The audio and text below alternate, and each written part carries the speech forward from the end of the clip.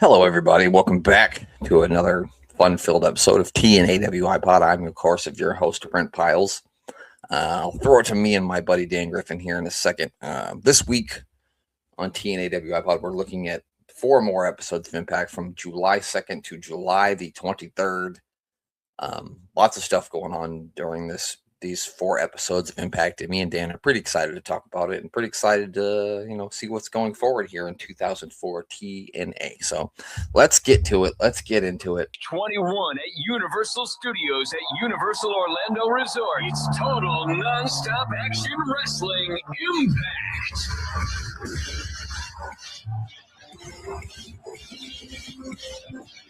I'm just experimenting a little bit with my light on this end. Does this look better than usual or just creepy? Hey, you look fine. No worries. I don't see anything wrong with it. You look about the same as usual, so not creepy. Okay. Not as creepy. I mean, as least creepy as 2 freaking marks talking about wrestling that happened 20 years ago. Yeah. Doesn't get much creepier than that already. I don't know. I think as far as wrestling fans go, we're definitely on the not creepy side. That's true. I've seen. Wow. That's a whole nother podcast for a whole nother day if you want to talk about creepy wrestling fans on the internet. I think it's more a police report. A long ass police report too. Yeah, this fucking connection. Sorry, I'm having a problem with the actual. Right, you're gonna stay? Thank you. Oh, that sort of connection. Yeah, it's just this. I need to replace this headset. The even the pin that connects in there now is just coming too loose. I need to do. To be fair, I need to do a full system upgrade. I need a new laptop and the whole shebang. But that shit's expensive. I'm with you, man. I need a new laptop too. But yeah, like you said, shit's expensive. I probably could use a new mic because this thing's old. If I get muffled, if I start to sound like I'm muffled during this, please let me know because it's been doing this thing where it stops recording my volume through my mic and starts doing it through the fucking computer, and kind of like I'm fucking yelling down a hallway. That's a pain in the ass. I think I said last time I've had to resort to using the mic that I first started podcasting. Hey, well, you sound crystal clear, so that's all that matters. I should have been using it all along, probably, but well. We were talking about mishaps. I was going to tell you, it's funny. Literally every single Tuesday when we load this thing up, the mayor has me on mute on his laptop every single time. He's trying to tell you something. I guess so. Well, I've been told I talk too much and to shut up before, so I wouldn't be surprised. Yeah, but it'd be a shit podcast if you didn't talk. That's true. Podcasts with no one talking are usually not very good. Oh, God. Should we get into it then?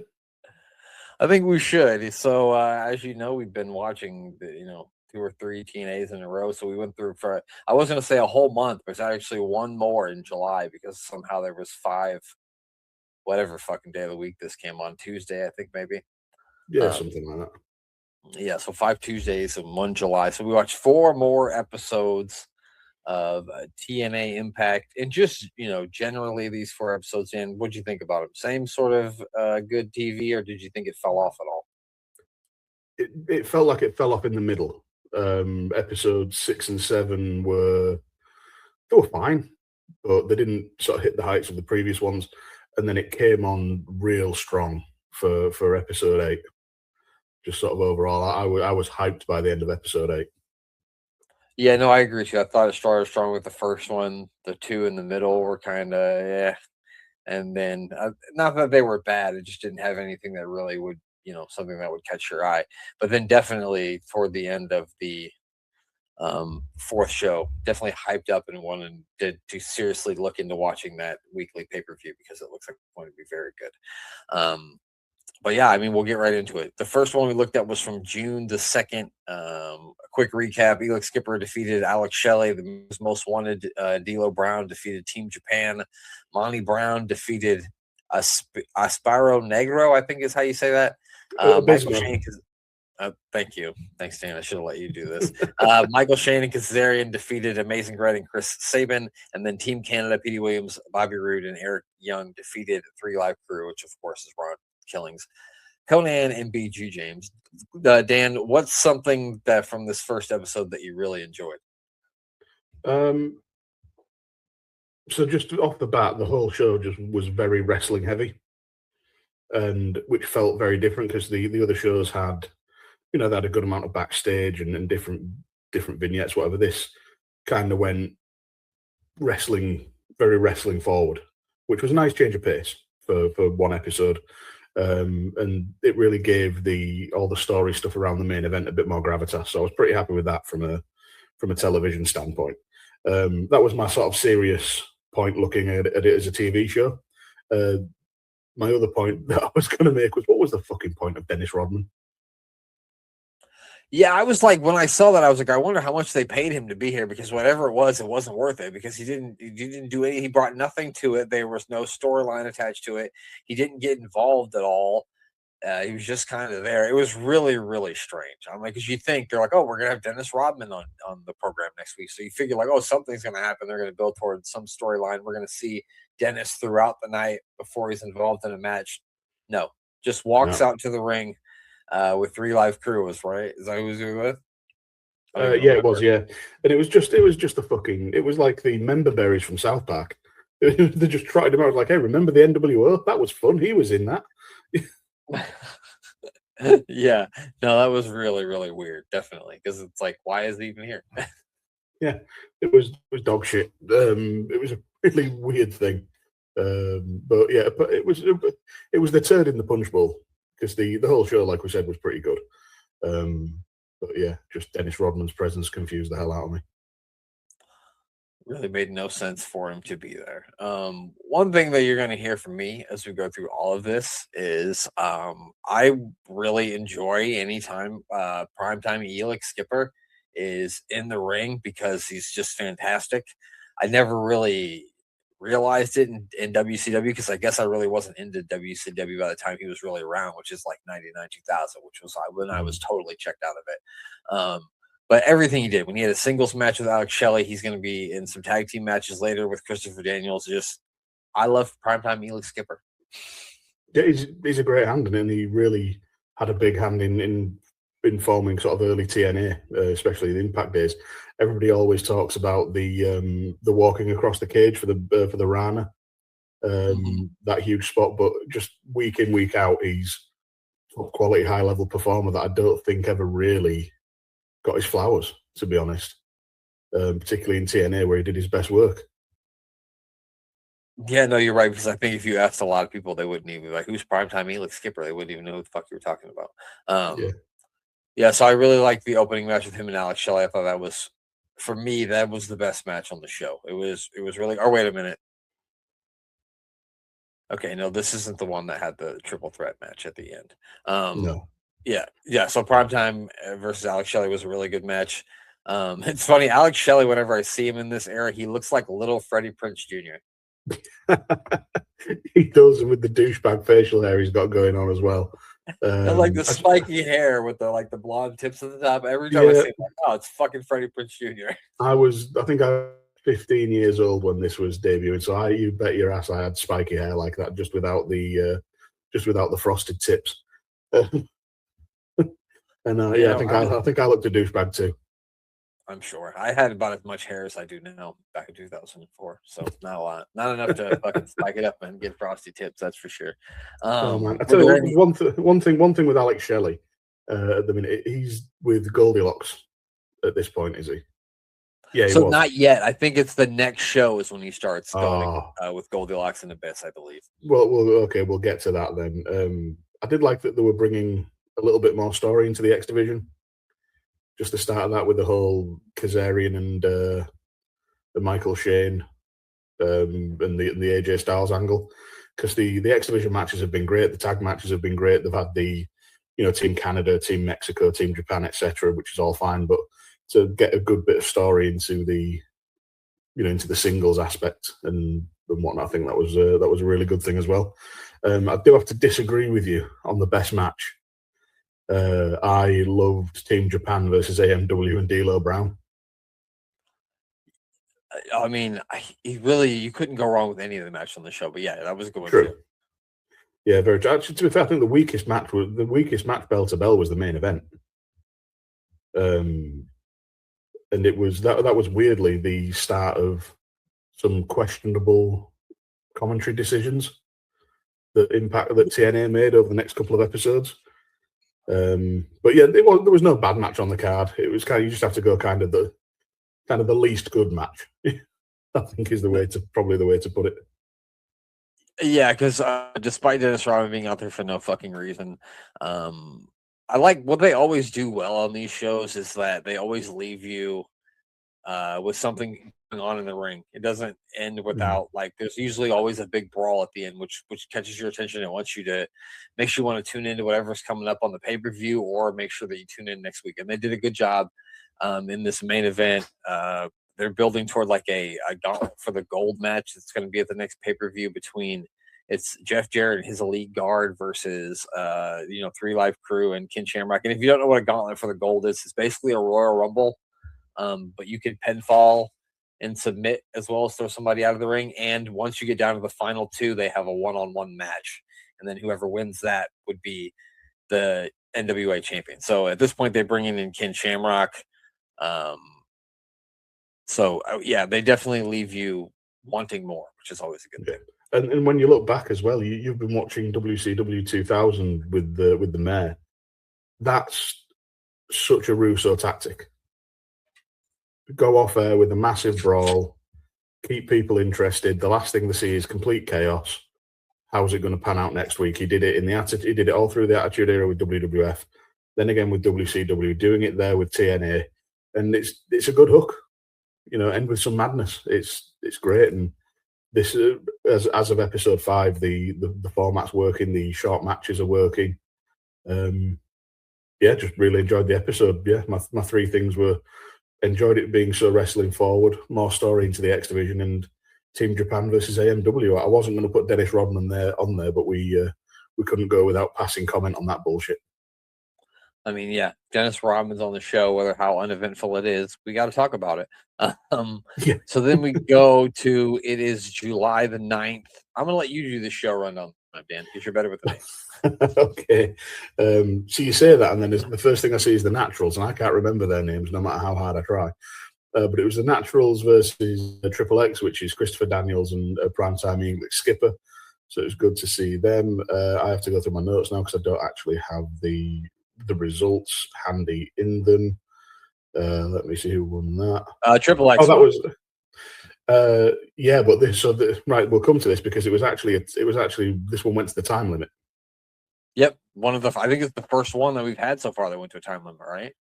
But we'll discuss that in a little bit. The second match was Kazarian and Michael Shane versus Sharkboy and D-Ray 3000.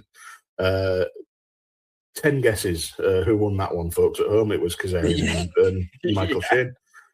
A third tag match in a row, Abyss and Alex Shelley, newly united under the management of Goldilocks versus, I've just got them down as Bats and Clark, and I can't remember the first names. Jarrell and Mikey? Mike Bats and Jarrell Clark, yep. Again, 10 guesses who won that one. It was Abyss and Alex Shelley. Another tag match, the Elite Guard versus 3 Live Crew. Who won that one?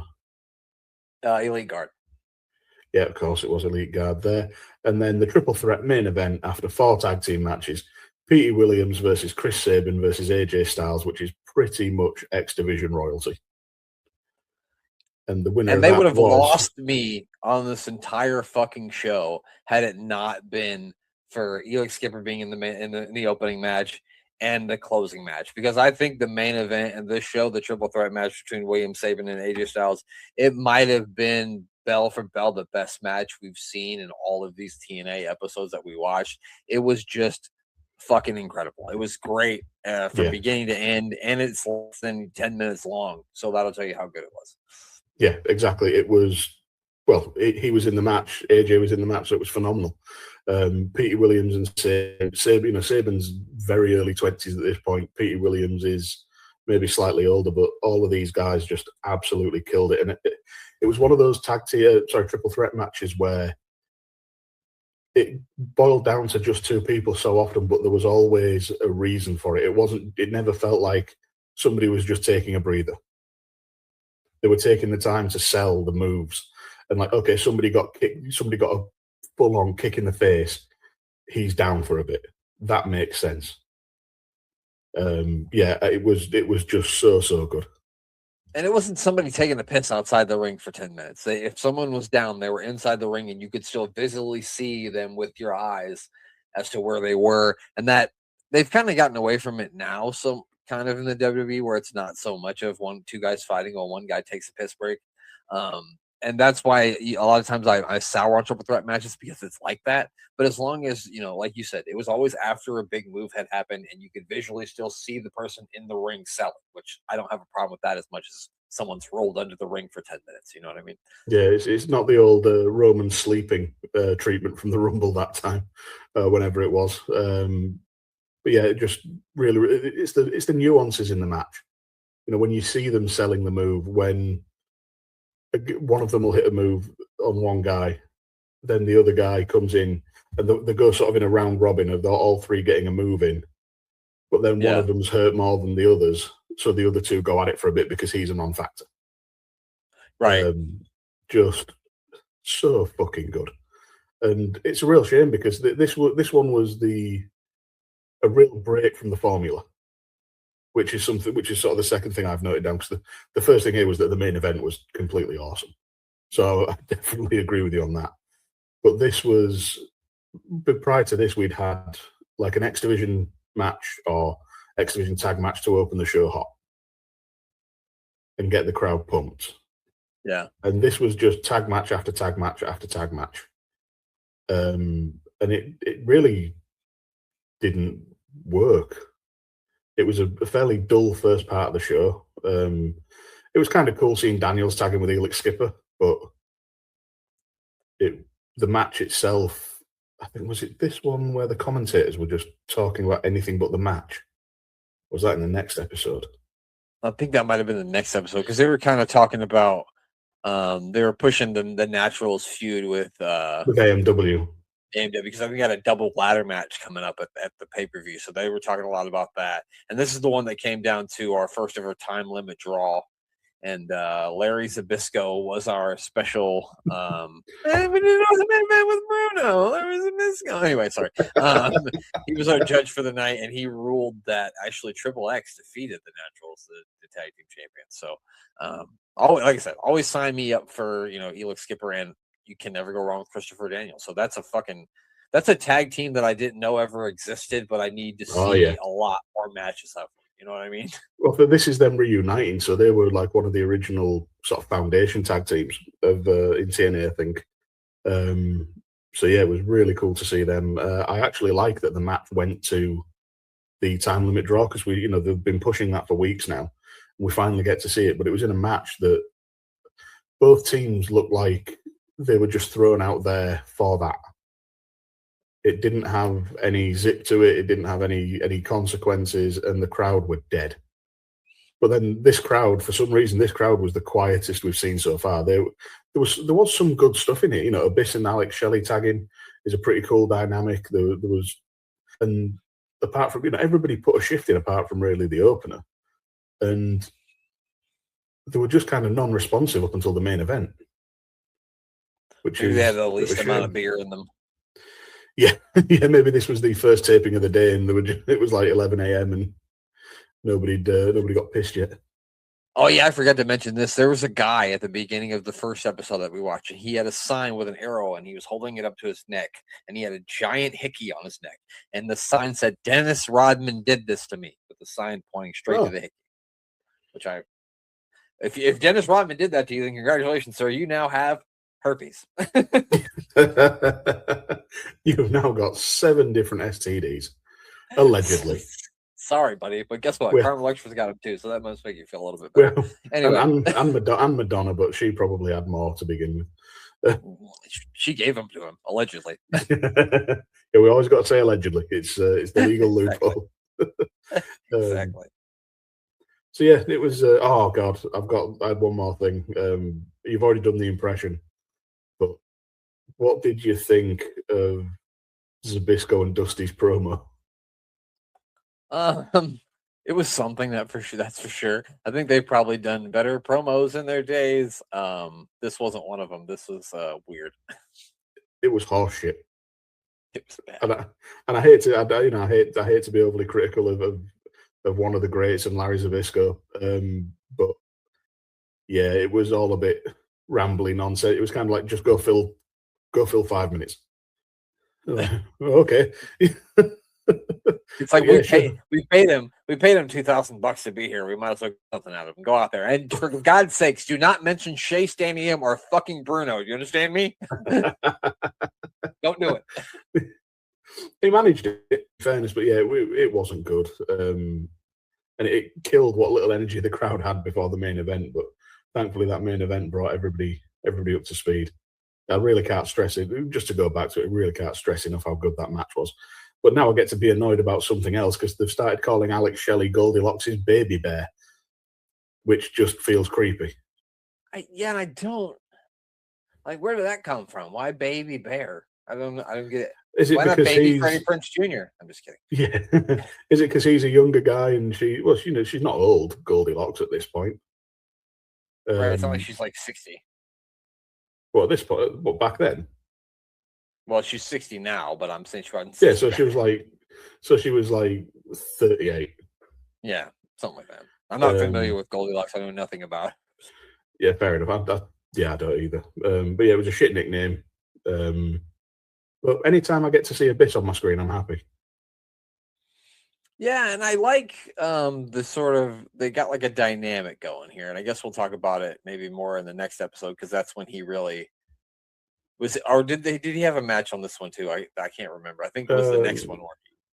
Yeah, I think it was the next one because Abyss and Shelley tagged on this one for the first time, and then over the next couple of weeks, they're sort of teasing a rift building. But Abyss just has such a different presence to everybody on TNA at the minute with his size and his power, and they've got Monty Brown who's the powerhouse and the explosiveness and whatnot. But Abyss is just like size and mass and violence.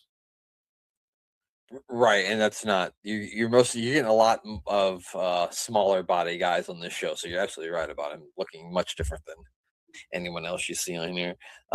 So we move to the 16th of July, where we have Triple X defeating Team, which I won't try to say those names because I'll butcher them. Sabu defeated Alistair Ralphs. Again, we'll let you just, as Dan would say, if I didn't already tell you, we'll let you guess who won that one. Alex Shelley defeated Roderick Strong, which a very young Roderick Strong here, which was fun to see. Monty Brown defeated Lex Lovett, which is a terrible fucking name, and America's Most Wanted defeated Frankie Kazarian and Michael Shane. Dan, what was one of your favorite high points from the show, or maybe a low point? So just before I get into that, I forgot to mention something from the previous episode. What the fuck was the point of Jeff Hammond? Oh God, yeah, no, that was no. And weirdly, he kind of grows on me at some point. In fact, it might be this episode. Let me just go back. Oh, Alistair Ralphs, just for anybody who did watch TNA back then, would go on to be the wrestler known as A1, who knocked around for quite a while in TNA. Yeah, this was a match. So the opening match, Team Japan versus Triple X. You've got Nasawa and Miyamoto in there with Elix Skipper and Chris Daniels. Those guys are doing their thing, which is bloody good between them. They're all good wrestlers, really good tag team chemistry and all the rest of it. This pissed me off, actually. I was so annoyed. I wanted to focus on the match. All the commentators, especially that fucker Hammond, were just talking about anything else. Just anything else. All the stuff with Jarrett, with Monty Brown, with Jeff Hardy. And it was 2.5 minutes before they finally mentioned the people in the ring. And it just took me completely out of it. Normally, I'm good at tuning out commentators, but I want to listen to Don West and Mike Tenay because they're that good. But they were given this directive, and then straight after that, they start talking to each other about a judge's decision in a match the other night. And I'm there as a TV viewer, 22 years later, thinking, if you guys don't care enough to call the match, why should I care enough to pay attention? Yeah. And then eventually, this was actually the point where Jeff Allen started to win me over. He brought it back around to what was going on in the ring. The new guy, the one who's, yeah, fair enough, he commentates or does stuff on, media stuff with NASCAR. But he's not a wrestler. He's not a wrestling commentator, and it was him that brought it back. And it was with just a couple of minutes left. Elix Skipper hits that double buckshot lariat, and then shortly after we're into the finish with Triple X hitting the powerplex. And it's just like, you guys just talked all the way through that to the point I couldn't even be bothered to type notes out about what was going on in the ring. It was the first major misstep. Yeah, I was just gonna say it's the first real time where you didn't really like what you heard on commentary from TNA, because we put those guys over almost every single time we do the show. So, yeah, it was just weird to have the NASCAR guy out there, and I don't know how you accommodate NASCAR, but I imagine it's and around they go, and around they go. These motherfuckers are going fast and turning left. Look at that shit. Yeah, I felt like they were trying to they were pointing out his new whatever special they have, like the 6 points of impact. Yeah, 6 points of impact, which I don't think those are very good either, because they do it in 90 seconds or something, so you're not even really able to get more than 1 or 2 questions out. And I get that they're trying to get through the TV show quicker with segments because they only have, 40 minutes or 41 minutes, whatever it is. But I just, if you can only do 90 seconds of something where he can only ask, a certain number of questions, and he already talks really slowly, which there's nothing wrong with that. I'm just saying his presence did nothing for me. He won you around, but for me, if Jeff Hammond is never on another episode of TNA Impact, I certainly won't be upset about it. But I won't care. I wouldn't care, but yeah, it was the fact that it wasn't West or Tenay that brought it back to the match. It was just him. That was the good thing he did. And those 6 points of impact segments, they were okay. They weren't great. At least they were short, And with the one with Jeff Jarrett, I can't remember if that was in this episode, but whichever time it was, he did one with Dusty and one with Jarrett, and Jarrett managed to get things over. He's talking about this. He's asked about the storylines. Jarrett's presenting his point, and there's nothing worse than a heel who has a point. Yeah. And he manages to do that and still be a twat about it. But that's, that, like you said, that was done in 90 seconds. So if you're going to do it, give it maybe 2 minutes to at least have enough time. Because the guy actually asked 6 questions in each 90-second period. It just didn't feel like it. It was almost too quick to keep an ear out for. It was very. Isn't that the one with Dusty Rhodes, and try to get Dusty Rhodes to answer 6 questions in 90 seconds? No, that's not going to happen. One of the best things I've seen, just off topic slightly, was talking about people staying on point, was Bret Hart. I went to the evening with Bret Hart last September, and the interviewer would ask him a question. I think Bret had been on a bit of the black bit of Guinness before the show. That dude started answering the question, went off on 17 tangents for about 15 minutes, and then finally asked, "Wait, what was the question?" Got asked the question again. Got asked the question again, and then answered it in 2 minutes. But the dude was telling stories that was so funny. It was just, I don't care what's going on. I just want to hear all this.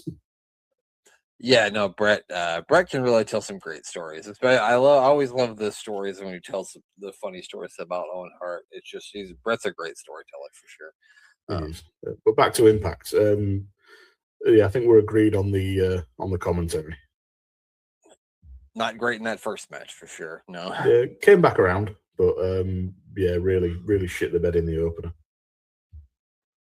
I thought the Roddy Strong versus Alex Baby Bear Shelley, who had Goldie and bits with him, it was really cool. I mean, you get to see a very young Roderick Strong out there. You start to see the little bit of the jealousy maybe of Abyss coming through. I think at one point Goldilocks wants him to do like hold the ropes open so Shelly can get out of the ring, and then when he does, Abyss is kind of like looking at his hands and kind of shaking his hands, like, wow, like what's wrong with me, or like what's going on here. So I think the dynamic of that is pretty cool because you're going to get to see a different side of Abyss because you don't really see anything from him besides he just comes out here and beats the shit out of people.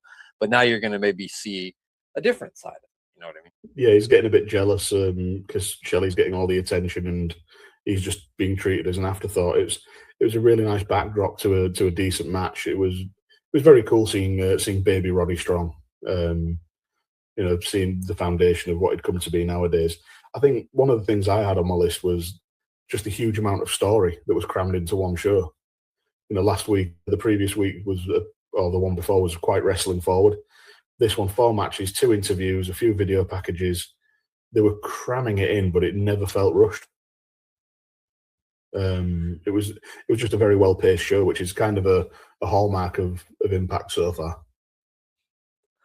I mean, I would agree with that. It never, except for maybe the last one, the one before this got dull in the middle of it, but these usually never do get dull. The main event from this one was America's Most Wanted versus. It was so is good. this the one where one of them goes to do a dive outside the ring and Michael Shane pulls Tracy Brooks in front of that might not be this one, but there was one of the matches where he grabbed Tracy Brooks and pulled her in front of the person doing the dive over the top rope. And then after the match, Tracy Brooks is just cool with it. It's like, yeah, whatever. Yeah. I'll take a dive here or there. Yeah, she was fine with that. Yeah, that was a bit weird. You'd think she'd be pissed off. But to be fair, I didn't notice that at the time. It's only when you said it that I realised. But that was my match of the night because it was another one that went the time limit. I think in hindsight, they shouldn't have had the match the week before go to the time limit. This should have been the first one because the crowd actually gave a shit. And this one had actually some meaning to it as opposed to the one before. It's not like it was a number 1 contenders match, and just because Triple X beat the tag team champions, they weren't going to get a tag team match. So it didn't do anything for your tag team champions to lose the decision to a team. So yeah, I agree with you. Definitely should have been a different time for that. And then for the last one in this 4-part look back, from July 23rd, AJ Styles defeated, we already mentioned Darrell Clark.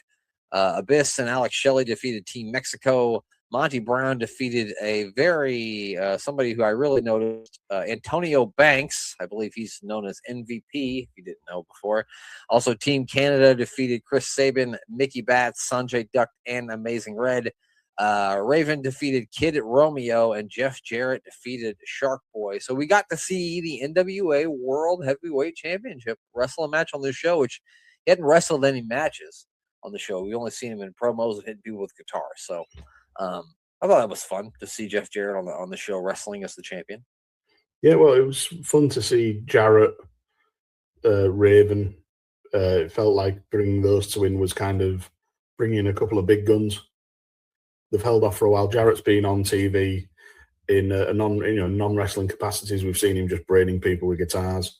They've been keeping the likes of Jarrett and Raven on the pay-per-views as attractions more than anything, which is fine. I fully get that.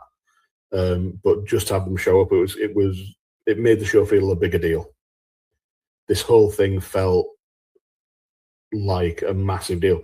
This was the one episode where I really wanted to watch the next pay-per-view, like we said earlier. This got me hook, line, and sinker in so many ways, and part of that was the debut, the in-ring debuts of these guys and the stories that come along with it. So yeah, you spot on when you say that.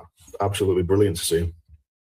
Yeah, so one of my favorite parts of the show, not necessarily the match between Romeo and Raven, but the whole story of after the match of Sabu comes out there and they kind of brawl, because we've seen a lot of video packages of what's been going on between Raven and Sabu, but we haven't actually seen any physical, stuff on TV. It's just been the video package. So it's a little bit hard to try to get into something when you're watching through a video package, but actually see the 2 guys having it out for each other, fighting inside the impact zone or whatever they call this place. Yeah, the impact zone. I thought it was really cool. Security has to come out and break this up. And it's like I have to go see that pay-per-view now because I need to see Raven and Sabu beat the shit out of each other like they used to do in ECW. So, and that's going to attract any old ECW fan. If they flip through channels, all of a sudden they see Raven and Sabu beating the shit out of each other. They're like, well, they got my $9.99 this weekend. So, yeah, I just thought it was a really great storytelling and a great job to get people, interested in what's going on the paper. Yeah, definitely. We haven't really mentioned it, but the whole thing that they've been working into the story on Impact has been that Sabu vowed to his uncle, the original Sheik, both of their him and Raven, both of their trainers, that they'd never fight. It's actually pretty much identical to the build for Undertaker versus Kane, where they did the whole thing where Taker promised his parents that he'd never fight his brother and all the rest of it. Except for the whole people dying in a fire thing, that didn't happen. But besides that, well, yeah, I mean, if they had the budget, I think we would have seen that. So yeah, really good storytelling. I'm all for Sabu versus Raven. Raven looked good in the squash match, and actually, the second thing I had that led to this feeling so huge was the squash matches. You bring in Kid Romeo, who's AJ Styles' former WCW tag partner. Fair enough, he gets squashed. I thought I knew that fucking name, and that's how I know Yeah. it. Yeah, he came in. Yes, he got squashed, but it's fine. It did what it needed to do. Jarrell Clark got squashed. Antonio Banks, he wasn't the most valuable player this night, but he played his part against Monty Brown. Made Monty Brown look like an absolute killer. Monty's been put into the main event picture wanting a title shot. So it's Jeff Jarrett, Jeff Hardy, and Monty Brown, which is, if you're going to build an event scene, there's definitely three worse people to build it around. Yeah, just I'm a sucker for a good squash match sometimes. I know this podcast is famous for its love of jobbers. Exactly. TNA do, but one thing I've loved in current TNA is the fact that they've been bringing some local talent in sometimes to have 3 to 5 minutes. See what you can do on TV. Yeah, you're going to get beat quickly, but you get a little bit in, and let's see how you sell this and maximize your minutes. So yeah, it was just really, really good. Raven's Triple H style mutton chop beard was a bit weird. Yeah, it's going for a little bit of a different look here. Yeah. One thing I've got to ask you about: Shark Boy in the main event. Yay or nay? I mean, so the people are always happy when they see Shark Boy, and I get it because he was in WCW, wasn't he, Shark Boy? Not as Shark Boy, I don't think.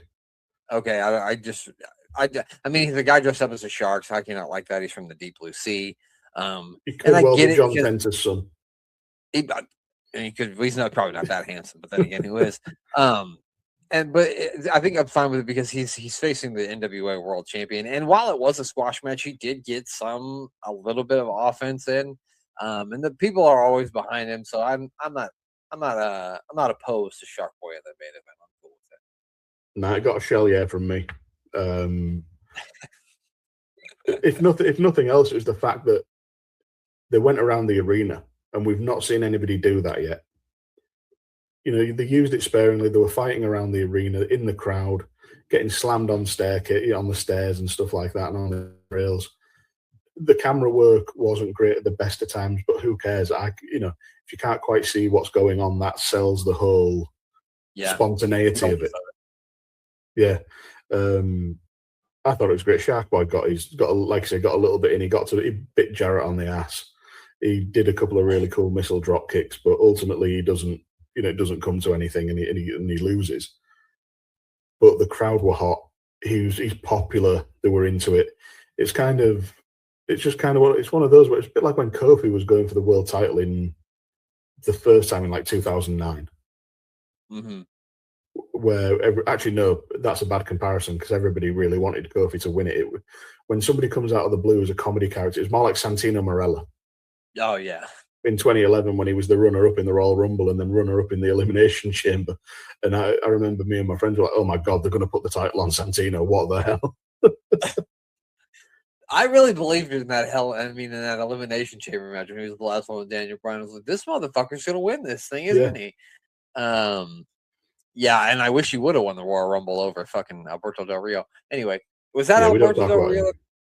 Yeah, we don't want to talk about it. Exactly. So fuck that guy. That's people always say worst Royal Rumble winner, Alberto Del Rio. Why? Because he's a shitbag human being. That's why. And he was just shit in general. I never understood what they were doing with that guy. I'm like, what's the big deal? Well, but just getting off topic for a minute, but apparently the whole thing was that Vince wanted somebody to take over from Rey Mysterio and being the top person to get the Mexican market cornered. So they decided to bring him in as Mexican JBL. Yeah, exactly. But it didn't work. He was always bland. And they tried to make him a babyface. I'm like, oh, this guy has a butler and really nice cars. Why the f should I cheer? But people did cheer for Ricardo Rodriguez. That's true. Ricardo was the most over part of the entire gimmick, and he was the only person with any fucking charisma in that duo. That's for sure. Yeah. Speaking of, I've just remembered that it was you say about charisma. Don West, absolute charisma magnet on commentary, just oozes it. It really made me laugh in the tag match that he was just obsessed with Goldilocks wearing fur indoors. He kept saying it's 95 degrees out. Why is she wearing fur? It's like, dude, the soundstage is air conditioned. Yeah, he's acting like they were at Bash at the Beach '95 at the goddamn beach or something.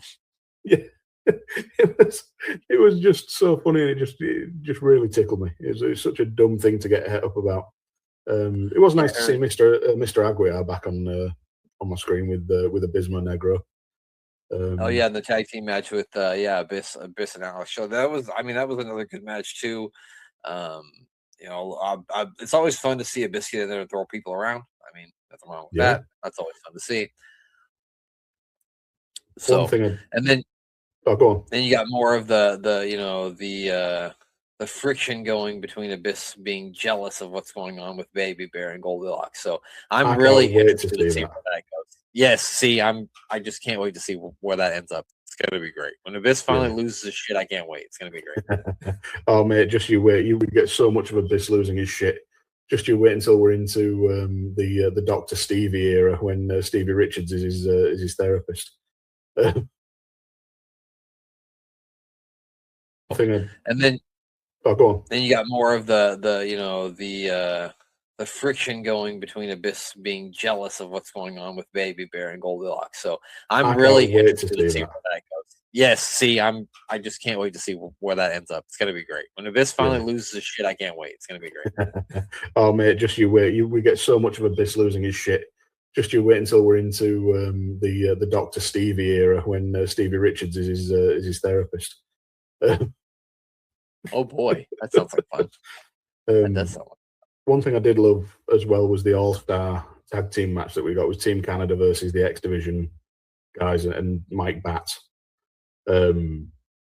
Chris Sabin, world champion, X Division champion, tag team champion, Amazing Red, X Division great, Sonjay Dutt, the guy for so long, the guy who was the best X Division wrestler never to win the title, then he finally did. James Storm, tag team champion, world champion. Eric Young won everything in TNA as well. Sorry, did I say James Storm or Bobby Roode? I meant Bobby Roode. Yeah. Yeah, I meant Bobby Roode. Honest mistake.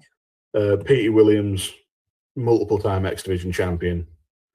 Just so much talent in one ring, and Johnny Devine was there as well. And when Scott D'Amore was on the outside, which very so easily hateable, punchable face, Scott D'Amore in backstage. What a tremendous mind for the wrestling business. They now was fucking stupid for ever letting him go. I've been trying to on YouTube maybe tune in some of the Maple Leaf Pro Wrestling now that I believe he produces, but shout out to Scott D'Amore. Very, very punchable, hateable face, but also an incredible mind for the wrestling business. Yeah, absolutely. I was lucky enough to be at every show that they did on their last UK tour when Scott D'Amore was in charge. It was an Impact taping in Glasgow. I think it was like a Victory Road or something, some Impact Plus special. In Newcastle the next night, and then another Impact taping in Coventry the day after. And I was there when Leon Slater signed his X Division contract. Nice. It was so cool. Just 3 nights of brilliant wrestling. The travel and the late nights and the drinking absolutely killed me, but it was really worth it for 3 days of awesomeness. Anyway, story time. Story time aside, yeah, that match was ridiculous. I've just got it written down here. 25 minutes into this show, and we had 4 matches. Which is crazy. It's mental, but again, it didn't feel rushed. And the only time it felt a little bit off was when we had the 6 points of impact with Dusty. Yeah, that just didn't. The Jarrett one was 10 times better than the Dusty Rhodes one, and I didn't think the Jarrett one was all that great. The Dusty Rhodes one was like a car crash for me. It just did not work. And I'm really hoping the 6 points of impact isn't on my screen the next time we watch an episode of Impact. But I feel like it's gonna be. But at least that had a point to it, unlike them trotting out a couple of Olympians. Yeah, I guess that's true. Although apparently one of them was Daniel Cormier, who ended up in the UFC. Yeah, which I was like, oh my god, look at this. Yeah, he ended up being a UFC heavyweight champion. But I think he's always been a big wrestling fan. I think he even might have got into like a Twitter argument with the Young Bucks. He'd 4 eat or them 5 for years breakfast. ago. He would. I think he told them that too. One last thing. It wasn't in this episode. It was in the whichever episode that the Elite Guard were wrestling on. Do you recognize any of the Elite Guard? So Hernandez is the only one I recognize because he's later on in LAX. But other than that, no, I don't know. I looked at that and then went, "Holy shit, that's Hernandez bouncing his tits down to the ring." Yeah. A future X Division tag team champion with about 4 different partners. I'm pretty sure he picked up an X Division title along the line as well. I'm sure he did. LAX were. He was one of those guys who felt like he was in TNA for the entirety that it was a company. But I guess this is around the time he came in. But because he's with LAX for a long time, and then even in the Scott D'Amore days, he came back and was a part of LAX, wasn't he? Early on, like 2015. They did like an OG LAX versus the new LAX. So the new LAX was Santana and Ortiz. Yeah. I think they were managed by Eddie Kingston, perhaps? Yeah. Yeah, that's right. With Eddie Kingston, and then it was Conan managing Homicide and Hernandez. Yes, because I used to watch. I got back into watching TNA a little bit around 2018, 2019, like right around when they got bought by the new company. And I remember watching the pay-per-view, and it was LA. It was like new LAX versus OG LAX. Yeah. Did you see the barbed wire massacre? I know the hardcore stuff isn't your thing, but the one that stuck out for me was always the barbed wire massacre match that they had. They had to air it after. So they didn't actually air it on TV. They spent the whole episode saying, we're going to on, I think it might have been on their Twitch or YouTube or something like that. It said, basically saying the network won't let us show this match because it's too violent and too bloody. Goddamn. But it drove web traffic to to the YouTube and to stuff like that. And then they showed a bit like what they did in one of these episodes where they showed still images. And grayed out clips, so they turned it black and white so you couldn't see all the blood. Yeah. Very cool. Very cool. I always love that because it like takes you back to when you were a kid, because I remember not being able to get the pay-per-views in like 95 and 96, 94. And then they would, the night after Raw, they would tell you who won, but they wouldn't show you video clips. It'd just be like still images. And you'd be like, oh my God. So it just kind of takes me back. I like the end of the show. Obviously, we always talk about how the end of these shows are really good. He calls out Jeff Jarrett beats Shark Boy. He calls out Jeff Hardy. Hardy came up there. He also hit Shark Boy with heavy guitar first, but then Jeff Hardy comes out. They fight. Hardy is gonna do something, and then all of a sudden here comes Monty Brown. He hits the pounce on Hardy as it goes to black. And so that should have been where it ended. But it wasn't, because they end every show with various members of the roster cutting little promos. Oh, that's right. Yeah. The next pay-per-view, and they're dog shit most of the time. They're just pointless. End your show with that chaos. You don't need the little bit at the end. So I tend to not bother watching them because it just takes me out of it completely. But the end of this episode, after a couple of a bit of a dip in quality, this is right back up there. And I can't wait to get into the next. So I may have to watch the pay-per-view in between as well. I was actually going to suggest to you that maybe for the next one, let's watch this pay-per-view and then maybe 2 more episodes of Impact afterwards. Are you cool with that? Because I really want to watch the pay-per-view, and I'd like to talk about it too, because it looks like it's going to be really good, and I'm excited about it. So, yeah, suits me, man. So we're going to do our first pay-per-view and 2 episodes. Yeah, I'm well up for that. There we go. That's that. There you go. So that's what we'll do next month for our monthly excursions into the land of TNA 2004. Dan, why don't you plug all your stuff before we get out of here? Yeah, rounding up this episode of the Elix Skipper Appreciation Society. I'm on Twitter at Dan Griffin21 on Twitter and Instagram. Come along, talk wrestling, talk anything. I'm desperate for friendship. If you want to hear more of me talking about stuff, all my wrestling stuff is on Unbooking the Territory at UTT Podcast, all the side projects, all the main shows. There's hundreds of episodes across so many topics that I can't be bothered listing them all.